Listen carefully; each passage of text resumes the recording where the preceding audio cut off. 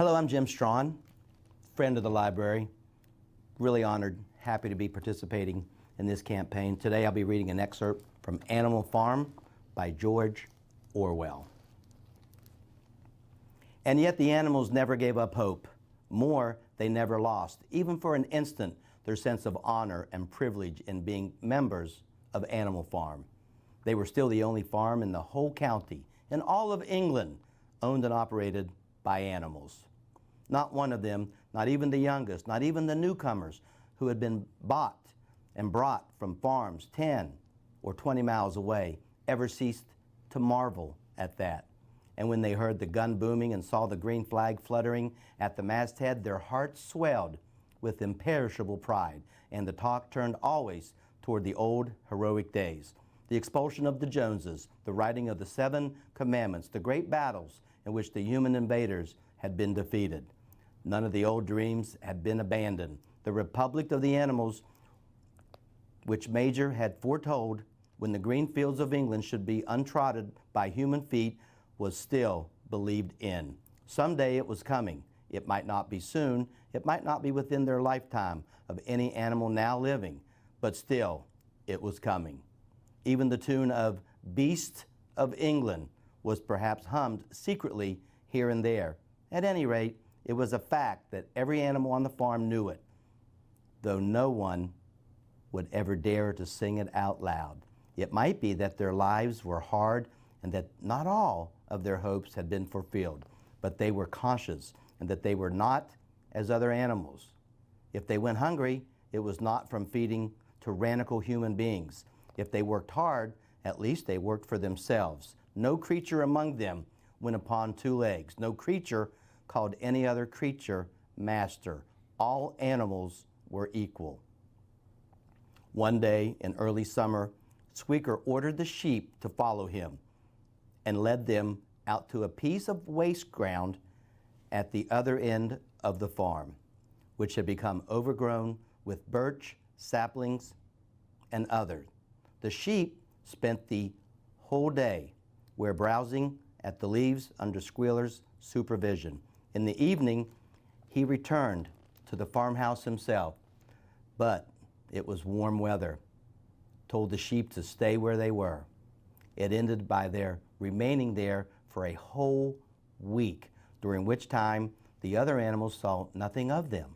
Squealer was with them for the greater part of every day. He was, he said, teaching them to sing a new song, for which privacy was needed. It was just after the sheep had returned on a pleasant evening when the animals had finished work and were making their way back to the farm buildings that the terrified neighing of a horse sounded from the yard. Startled, the animals stopped in their tracks. It was Clover's voice. She neighed again, and all the animals broke into a gallop and rushed into the yard. There, when they were then there, they saw what Clover had seen.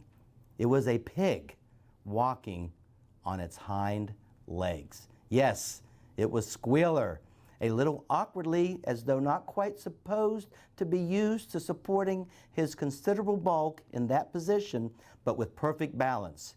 He was strolling across the yard, and a moment later, out from the door of the farmhouse came a long file of pigs, all walking on their hind legs. Some did it better than others, 1 or 2 even a trifle unsteady, and looked as though they would have liked the support of a stick. But every one of them made his way right around the yard successfully. And finally, there was a tremendous baying of dogs and a shrill crowing from the black cockerel, and out came Napoleon himself, majestically upright, casting hotter glances from side to side, and with his dogs gamboling around him, he carried a whip in his trotter.